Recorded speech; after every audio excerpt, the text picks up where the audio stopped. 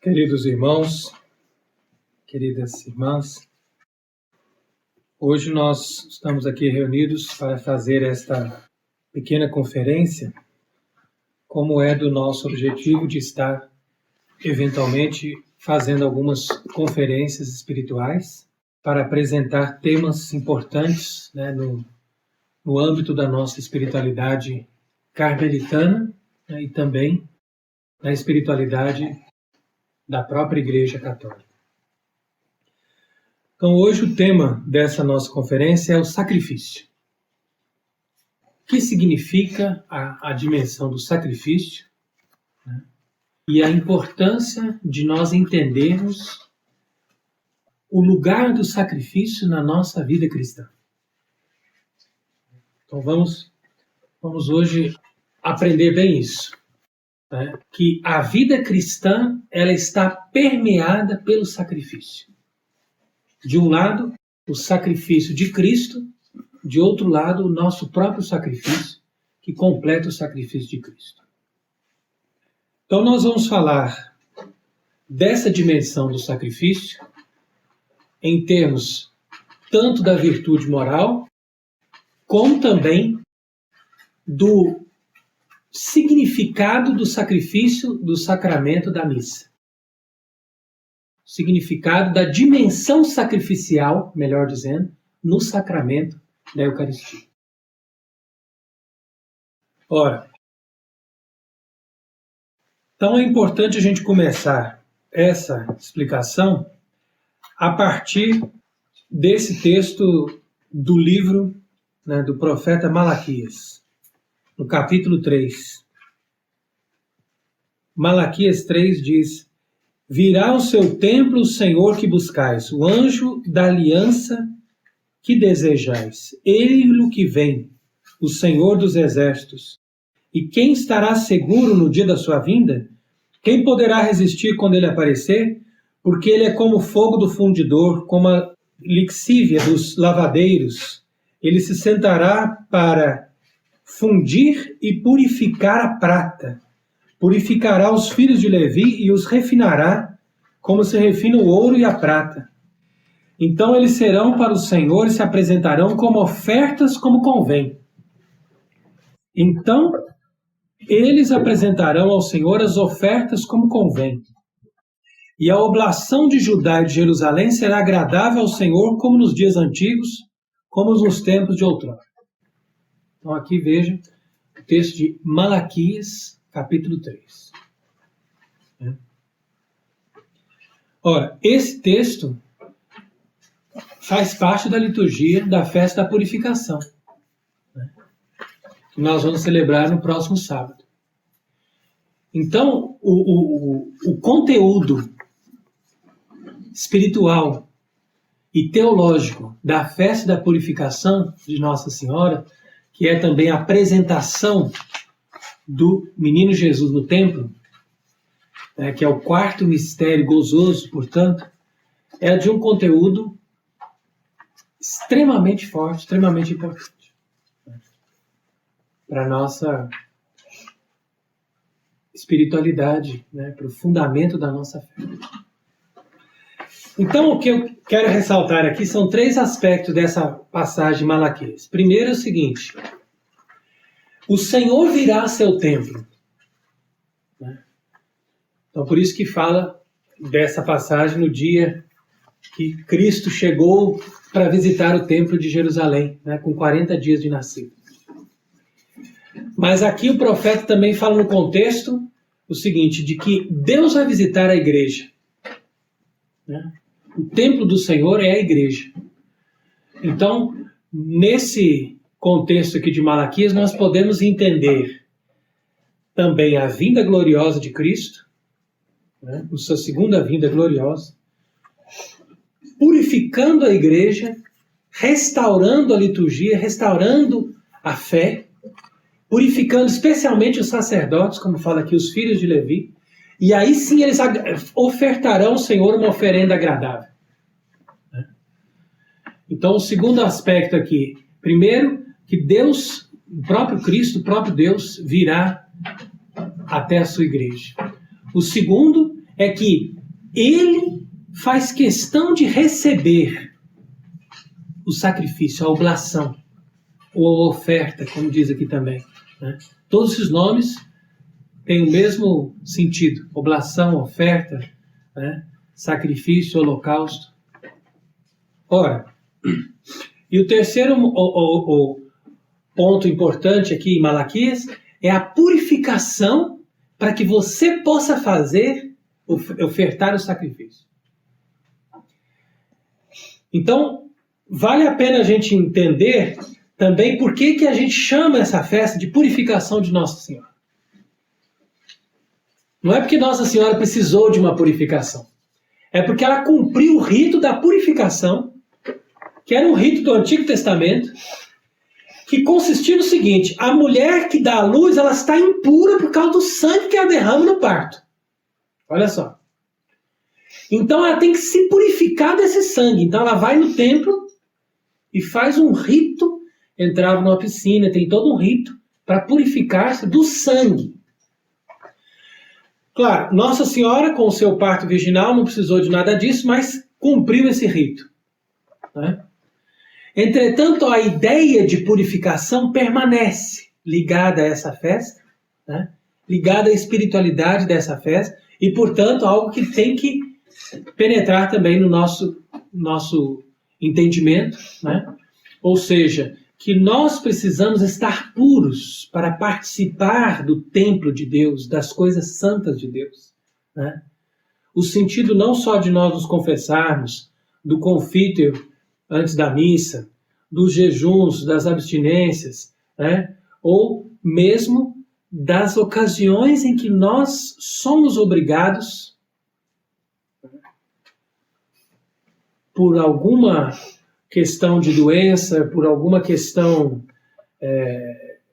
fortuita, que nos leva a oferecer aquela dor, ou oferecer aquela contrariedade, ou oferecer a Deus aquele sofrimento como uma forma de sacrifício.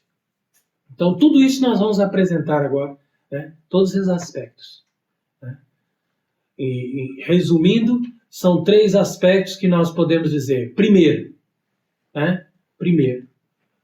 O que consiste o sacrifício ofertado a Deus e por que Deus quer o sacrifício? Essa é a primeira questão. O segundo, como nós podemos ofertar a Deus um sacrifício e mesmo ser purificados pelos nossos sacrifícios? Aqui já é um outro âmbito, né? Um outro aspecto. E o terceiro,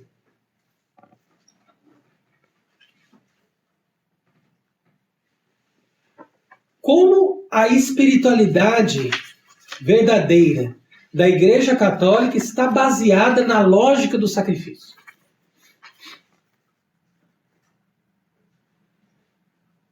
Então, aí são as 3 questões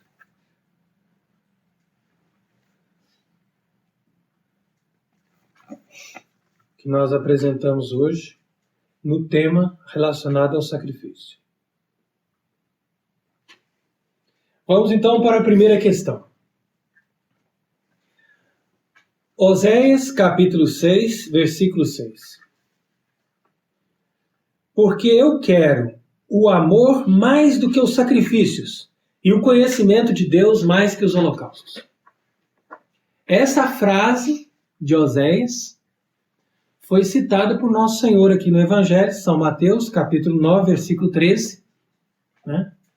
Quando os fariseus estavam implicando com ele, né? Por que você está comendo com essas pessoas, está dando, né? Essas pessoas são pecadores. Aí ele citou isso. Aprendei o que significa: eu quero mais a misericórdia que o sacrifício.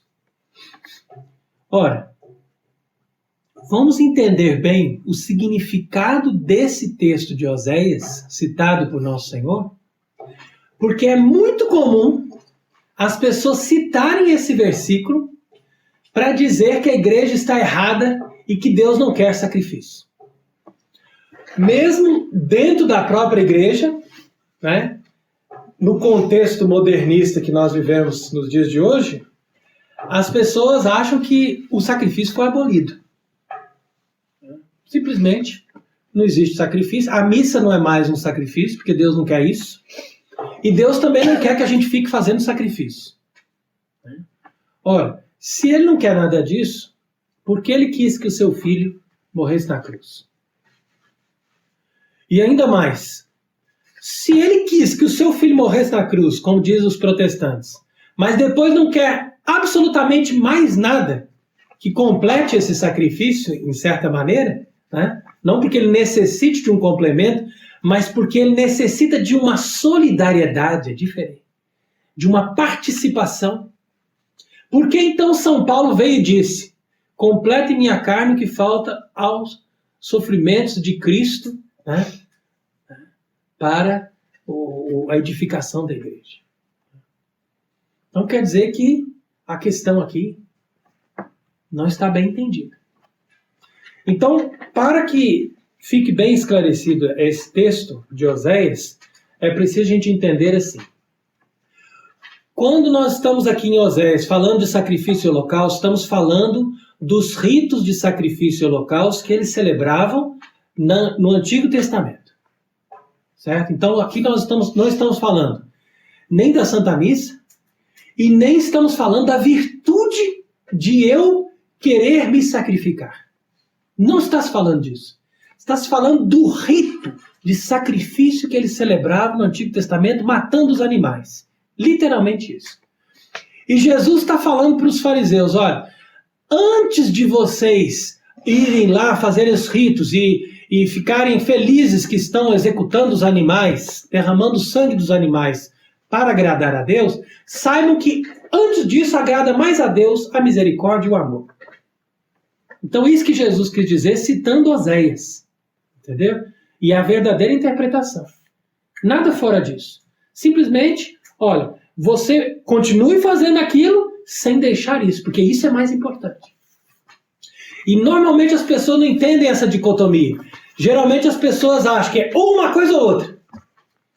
E não sabem diferenciar uma coisa da outra e nem colocar em grau de importância. Isso primeiro e esse segundo.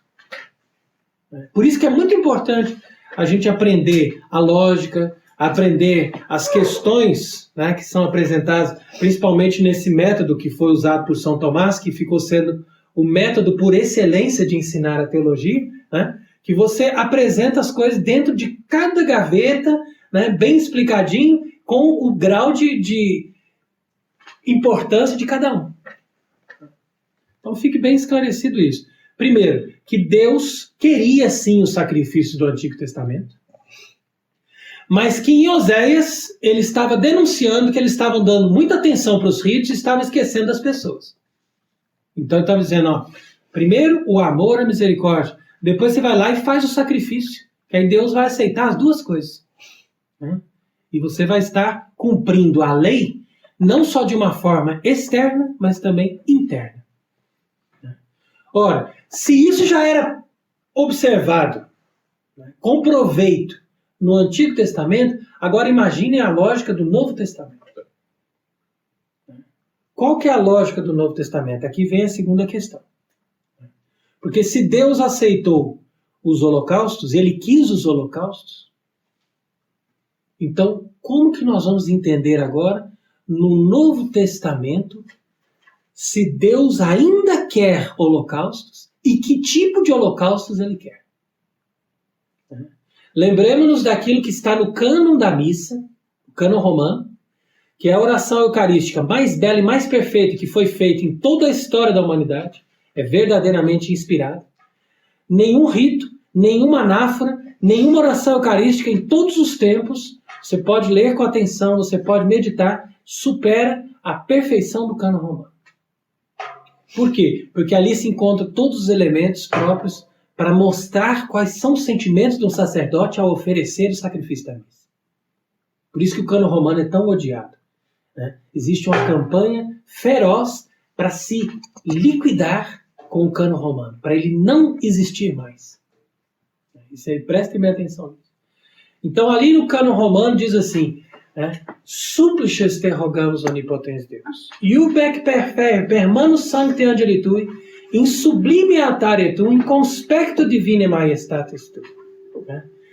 Então, ele faz uma referência nessa oração a um altar que está no céu. Então ele pede para que o anjo leve a oferenda que ele está fazendo ali no altar aqui na terra para o sublime altar que está no céu, na presença de Deus.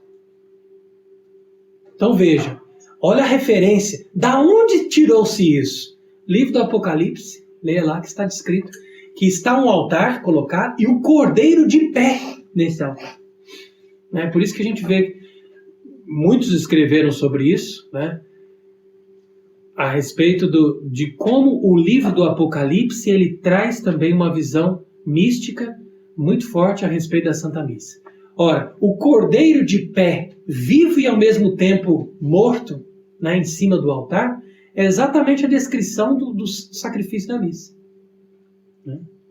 Porque ele é oferecido, ele está morto, ao mesmo tempo ele está vivo, ressuscitado.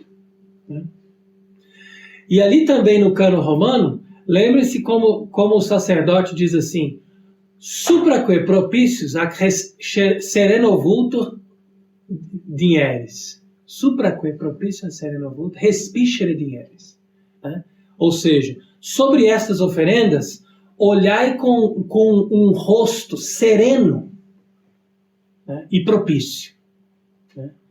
E aceitai essas oferendas como aceitastes a oferenda do vosso justo Abel, do nosso pai Abraão e do sumo sacerdote Melquisedeque, santo sacrifício imaculado da hóstia. Então ele vai citar os 3 exemplos dos mais perfeitos sacrifícios que foram realizados no Antigo Testamento. Aí você vai dizer, nosso pai Elias, Moisés, mesmo Sansão, muitos fizeram sacrifícios no Antigo Testamento. Davi, muitos fizeram. E os sacrifícios depois instituídos oficialmente da ordem de Arão, mas nenhum deles foi citado, a não ser esses 3 que são as referências fundamentais. Por quê? Porque Abel foi o primeiro. Abel foi o primeiro sacrifício, por isso que ele é uma referência. Eu fui o primeiro a oferecer um sacrifício que agradou a Deus. Deus falou, esse sacrifício me agradou demais. Porque Deus ali sentiu já o perfume do sacrifício do filho dele que ainda viria. Imagina? Então a referência de Abel como figura de Cristo. Depois o sacrifício de Abraão. Porque Abraão fez vários sacrifícios, inclusive cortou os animais no meio e tudo. Mas o sacrifício de Abraão que se refere ali é o filho dele. Porque quando Abraão subiu no monte para sacrificar o filho dele, no fim das contas ele não matou o filho. E tinha lá um bode amarrado pelo chifre, figura de Cristo preso na cruz. Então o que Abraão fez? Abraão foi lá, desamarrou esse bode e imolou esse bode. Esse é o sacrifício que mais agradou a Deus, de todas as coisas que Abraão fez. Por quê? Porque no lugar daquele bode estava o filho dele, que Abraão, no seu coração, já tinha imolado para Deus. Entendeu? Então veja o grande mistério de dizer o sacrifício de Abraão, nosso pai. E também o sacrifício de Melquisedeque. Por quê? Porque Melquisedeque é uma figura misteriosa de Cristo. Sumo sacerdote que ofereceu o pão e o vinho. Ou seja, matéria, para o sacrifício de Melquisedeque não foram animais. Foi um sacrifício diferente, porque normalmente todos ofereciam sangue de animais, sangue de vítimas.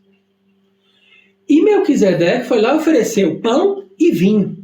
E Deus aceitou esse sacrifício para mostrar que na Santa Missa, coisa que poucas pessoas entendem isso, para mostrar que na Santa Missa, antes de se oferecer o sacrifício de Cristo no altar e apresentar ao Pai, você oferece o sacrifício do pão e do vinho. E oferece a Deus o pão e o vinho. Por isso que tem ofertório. E depois tem o cânon.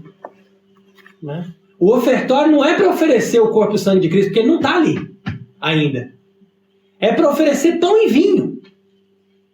Porque ali nós estamos reproduzindo o ato de Melquisedeque para depois aquele pão e vinho que já foi oferecido a Deus em sacrifício se torne o corpo e o sangue de Cristo e sejam dali oferecidos de novo, né, como a representação do sacrifício da cruz. Então, todos esses sacrifícios do Antigo Testamento, todos os milhares e milhares de bodes, de ovelhas, de cabritos, de touros, de vacas, né, o sangue de todos esses animais, nós podemos dizer que é um mar de sangue de animais que foram oferecidos no Antigo Testamento, foram recebidos por Deus, desde Abel até o último sacrifício feito antes da Sexta-feira Santa. Todos esses Deus recebeu. A partir do dia que imolou-se Cristo na cruz, o véu do templo rasgou, Deus falou, a partir daqui eu não recebo mais nada desse templo. E eles continuaram fazendo essas vítimas desse ano, né, que Jesus morreu, até o ano 70, quando o templo foi destruído. Mas dali para frente, nenhum era mais aceito. Era tudo já perdido, porque o sacrifício perfeito já estava realizado de uma vez por todas. Percebe? Então, Deus quis esses sacrifícios desde o começo do mundo, e esse sacrifício atingiu a plenitude no dia que o seu filho foi imolado na cruz. No mesmo momento em que estavam imolando o cordeiro pascal dentro do Santo dos Santos do templo. Você viu toda a relação. Né? Deus criou toda uma religião só para ele dar sentido ao que Cristo ia fazer. Toda a religião do Antigo Testamento foi criada para dar sentido ao que Cristo ia fazer de uma forma espontânea. Né? Não foi ele que foi lá e se matou para dizer, eu vou fazer um sacrifício. Não. Foram as pessoas que prenderam ele e sem ele querer morrer, né? Ele não quis morrer, mas ele aceitou a morte, né? E na mão dos sacerdotes ele foi morto. Porque quem executou ele foram os algozes lá, os romanos e tal, mas essa execução foi da mão dos sacerdotes. Ele foi verdadeiramente o Cordeiro Pascal morto pela mão dos sacerdotes instituídos no Antigo Testamento. Né? Porque eles é que colocaram ele ali na cruz. Entretanto, ele na mesma hora que estava sendo oferecido como vítima da mão desses sacerdotes que o levaram à morte, ele mesmo pontificou a missa, né, podemos dizer, porque ele mesmo assumiu aquela oferenda e falou, agora eu preciso colocar essa oferenda no altar do Pai, e não vai ser a mão deles que vai ser aceita no altar do Pai. Então eu vou, me sacrificando, coloco a oferenda no altar do Pai. Por isso que aí vem a carta aos Hebreus e fala uma coisa muito bonita, que a carta aos Hebreus é por excelência o tratado do sacrifício. Né? Você encontra, a carta aos Hebreus é o tratado do sacrifício, escrito, né, por São Paulo junto com São Barnabé, que tinha sido sacerdote. Então São Paulo falava assim, não, nós temos que escrever isso e aquilo. E São Barnabé dizia, não, mas eu quando era sacerdote tinha essa experiência, essa visão, vamos colocar dessa forma. Né? Então, podemos dizer ali, a carta aos Hebreus, ela tem a mão de São Barnabé, que foi um dos sacerdotes que se converteram, né? Foram muitos, como diz os Atos dos Apóstolos, mas um deles era São Barnabé. E São Barnabé foi muito importante para estabelecer os ritos na igreja primitiva. Até hoje tem no Oriente pessoas que celebram a missa de São Barnabé, que ele instituiu. Né? Porque ele queria fazer, vocês não podem celebrar de qualquer jeito, nós temos que pegar todos aqueles elementos que a gente tem agora no templo, os paramentos, a forma de preparação, as orações, nós temos que trazer isso agora para a lógica do Novo Testamento, para a gente fazer um verdadeiro sacrifício. Então, Cristo nasceu, ele não instituiu o rito da missa, ele instituiu o sacramento, ou seja, a maneira, o modo que eles iriam, a disposição que eles iriam apresentar a oferta a Deus. Mas o rito coube à igreja, né, a partir dos apóstolos, de apresentar, de desenvolver, de organizar, conforme o exemplo que ele já tinha do Antigo Testamento. Isso Cristo não precisava explicar, porque eles já tinham a herança do Antigo Testamento. O Antigo Testamento não era uma coisa que foi descartada e jogada no lixo. O Antigo Testamento foi assumido pela igreja plenamente. Porque o Antigo Testamento não é judaísmo. O Antigo Testamento é a igreja católica antes de Cristo. Simplesmente isso. Então, percebendo tudo isso, passemos para a segunda questão, porque ficou agora estabelecido, todos entenderam que Deus quis o sacrifício, que Deus se compraz no sacrifício e que Deus aceitou a plenitude de todos esses sacrifícios, que foi o sacrifício do seu Filho, realizado na cruz. Agora, no segundo aspecto, nessa segunda questão, nós vamos entender por que nós também podemos oferecer o nosso próprio sacrifício. De que maneira podemos nos sacrificar? Então, vamos analisar isso. Há duas formas de você se sacrificar. Uma forma é como ascese e a outra forma é como expiação. A ascese é a prática segundo a qual eu faço exercícios que mortificam a minha carne, que mortificam o meu desejo, e que exercitam o meu corpo para desejar as coisas espirituais, ou pelo menos não impedir que a alma deseje as coisas espirituais. Então a ascese, em outras palavras, é um treinamento para manter a carne subjugada ao espírito.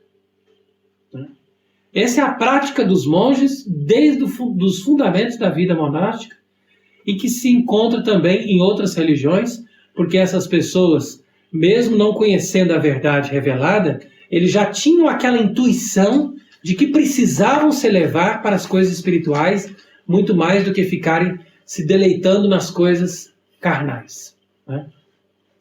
Então, esta ascese, ela tende para a virtude do sacrifício enquanto purificação ativa. Porque a própria pessoa, pela sua vontade, ela desenvolve aquela atitude de mortificação, de jejum, de penitência, de restrição de apetites e desejos, deleites. Tudo isso faz parte da purificação ativa. E a outra dimensão de sacrifício é a expiação,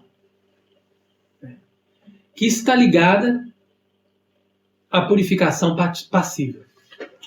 Porque normalmente nós podemos também fazer sacrifícios em expiação pelos pecados, mas normalmente essa expiação acontece muito mais de uma forma passiva, ou seja, a pessoa ela se dispõe a sofrer por Deus e Deus então fere aquela alma de determinado tipo de sofrimento que vai ser a purificação passiva daquela alma e ao mesmo tempo se aproveita isso como expiação dos pecados mesmo de outras pessoas. Então isso de forma alguma está em detrimento do sacrifício de Cristo. Porque como São Paulo mesmo disse, e como os santos entenderam desde o princípio da igreja, Cristo morreu uma vez por todas e ele já pagou pelos nossos pecados, sem dúvida. Isso é sem dúvida. Porém, nós acrescentamos esse movimento junto com o sacrifício de Cristo, que é um movimento de salvação das almas. Então, essa purificação das almas também tem a participação dos nossos próprios sacrifícios. É exatamente por isso que Nossa Senhora em Fátima pediu para aquelas crianças sacrifícios que não eram pequenos. Sacrifícios que não eram pequenos. Então, como que aquelas crianças entraram naquela lógica tão violenta de sacrifício, sendo que eles eram, além de crianças, pessoas simples, pessoas sem instrução. Porque Nossa Senhora mesmo, ela confirmou a doutrina católica e ela fez com que eles entrassem nessa dimensão de solidariedade, como está lá na Carta de São Paulo. Por que essa dimensão de solidariedade é importante? Porque normalmente, cada pessoa que se salva, ela tem que fazer a sua parte, ou seja, ela tem que colocar uma gotinha no mar da purificação que Cristo operou na cruz.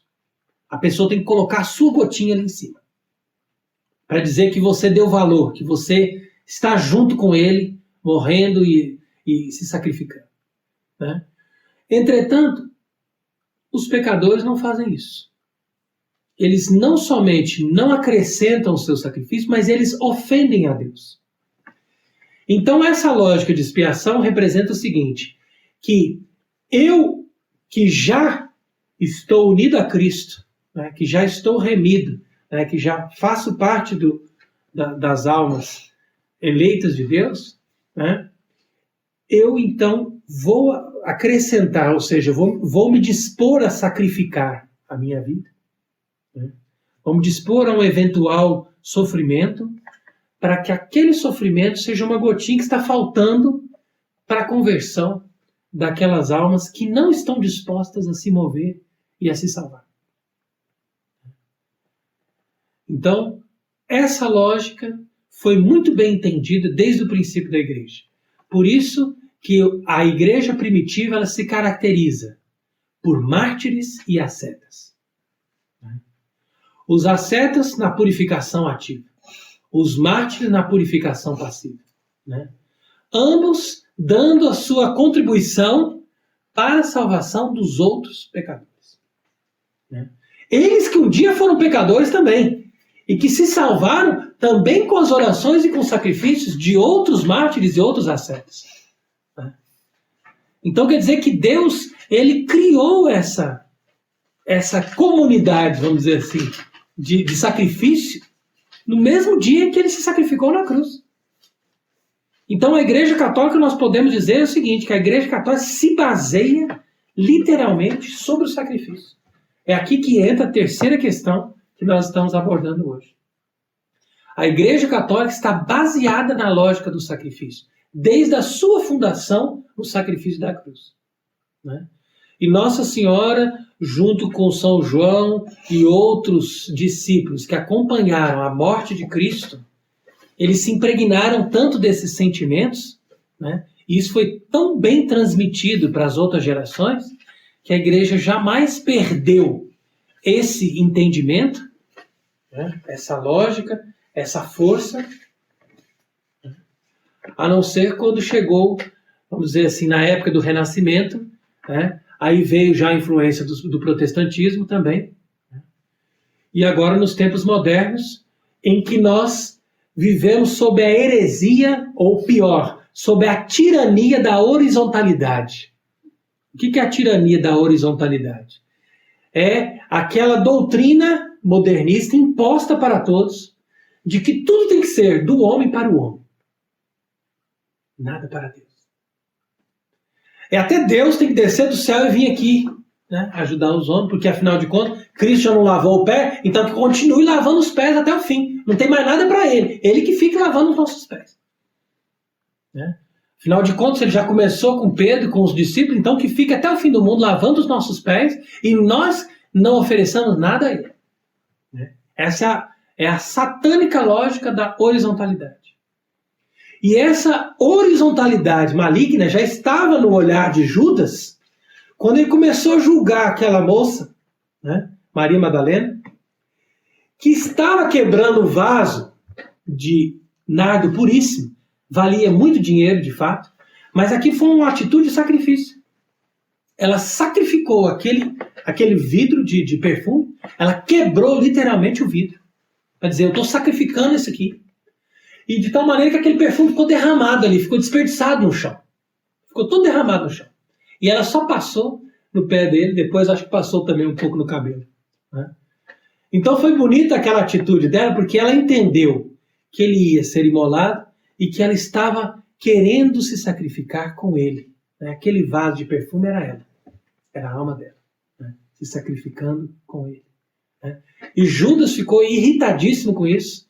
Falou, por que fizeram isso? Por que não vendeu, deu para os pobres? Né? Porque ele já estava impregnado desse veneno. Né? que é o que domina hoje a igreja.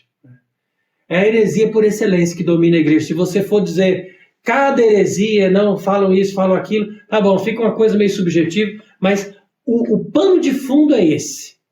É a tirania da horizontalidade. Nada impede que nós amemos os irmãos, sirvamos os irmãos, ajudemos os pobres, doemos as coisas para os pobres, né? Tenhamos compaixão dos outros, porque isso é também a nossa religião. Mas não esqueçamos de nos elevar a Deus. Então essa lógica é muito importante. Por que Jesus falou que era mais importante o amor à misericórdia do que o sacrifício? Porque ele estava falando do amor e da misericórdia em relação ao sacrifício do Antigo Testamento.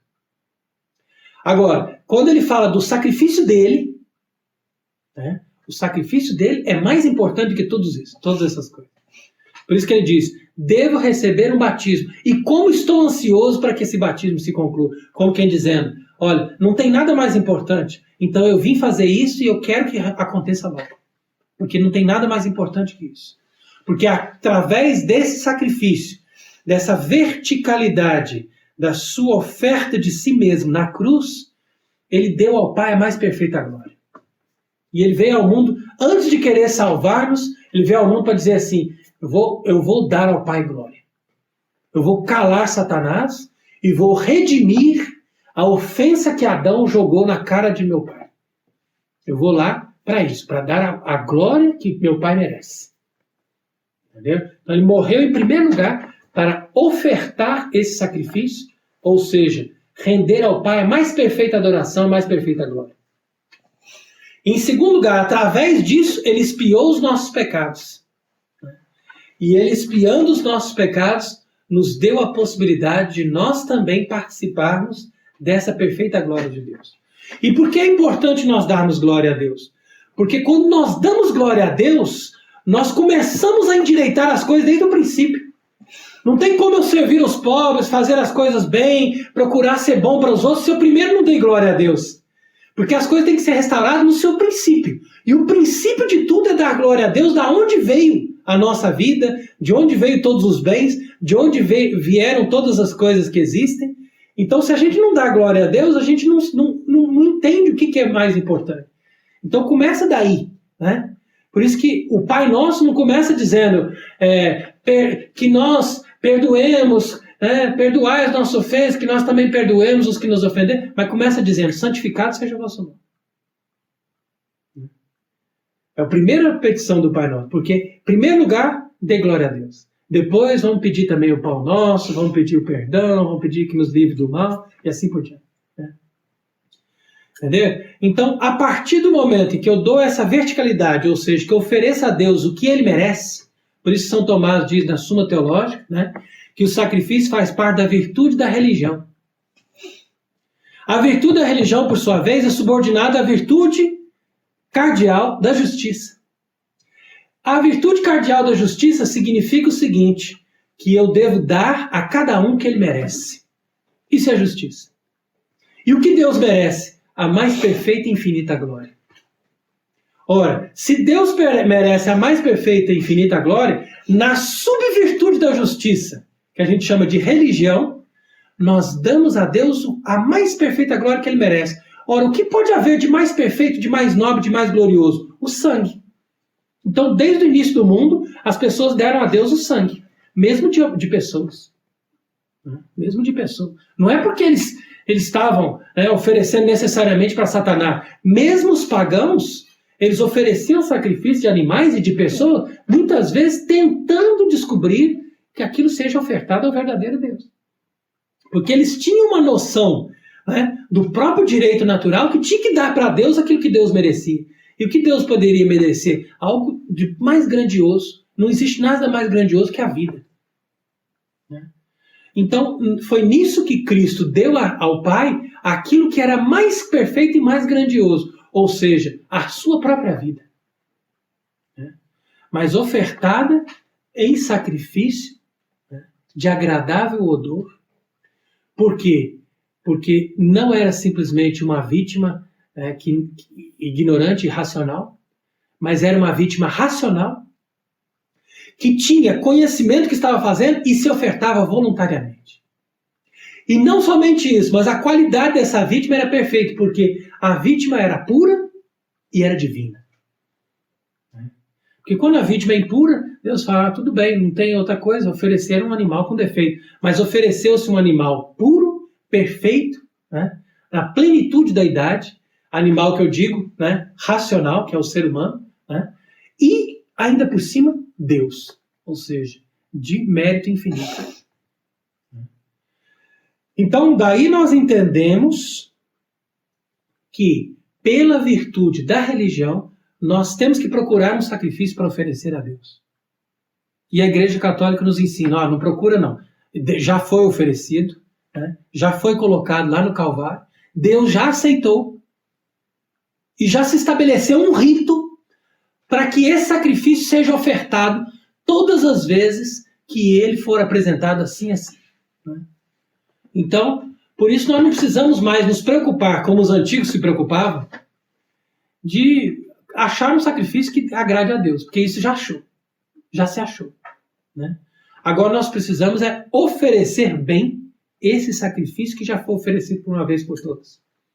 Agora, o que Lutero não entendeu, né, e que a Igreja Católica explicou muito bem no Concílio de Trento, né, é que o mesmo sacrifício que Cristo realizou uma vez por todas na cruz é o mesmo que nós realizamos de modo incruento na Santa Missa.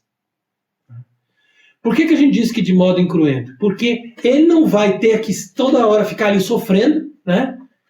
Mas de uma forma mística, nós estamos reproduzindo o mesmo sofrimento, vamos reproduzindo o mesmo derramamento de sangue, vamos reproduzindo a mesma morte. É por isso, então, que quando se conclui o cânon romano, né, ou seja, a oração eucarística da missa, o sacerdote se ajoelha, né, após oferecer ali o perípson, né, que é o ofertório final. Então, quando ele oferece aquele perípson, levanta o cálice e a hóstia, ele está levantando o pão separado do vinho, ou seja, o corpo, né, porque ali já não é mais pão, mas o corpo santo de Cristo, separado do seu sangue. Então, ele está mostrando para o Pai, Pai, aqui, ó, aqui está a morte do teu filho na cruz. O corpo separado do sangue. Né? E aí todos respondem o amém, como quem dizendo, eu também participo desse sacrifício. Né? Estou de acordo. E a partir daí, então é como se fosse o momento em que Cristo morre na cruz. É o momento final da oferenda do sacrifício. Né? E aí, a partir desse momento, fazemos a preparação para que todos possam participar daquilo comungando. Né? Ou seja, recebendo a vítima em alimento, né? Para que aquilo seja também nossa santificação. Portanto, nós apresentamos aqui, né, o mistério da cruz como sacrifício por excelência, demonstramos como Deus sempre quis e se deleitou perfeitamente no sacrifício do seu Filho, que foi a plenitude de todos os sacrifícios, e entendemos também por que nós somos convidados a participar desta lógica, né?